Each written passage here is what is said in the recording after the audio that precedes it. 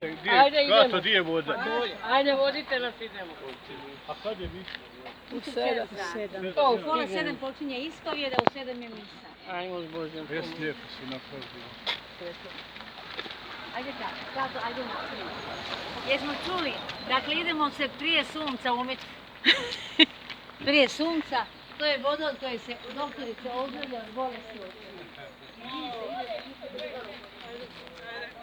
Vi nosite ovo. To je moja hodočasnička, ja bez nje nikad ne idem.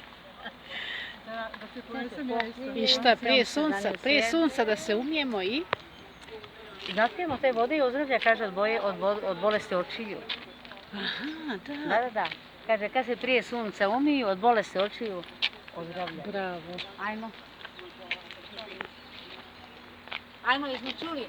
Stavite šal tako se, znači u pola 7 počinje ispovjed, a u 7 je sveta misa.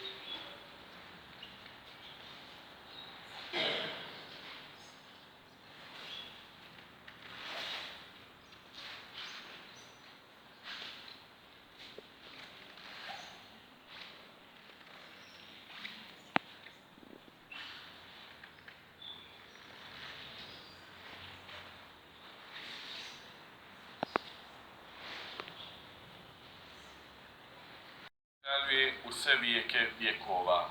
Amen.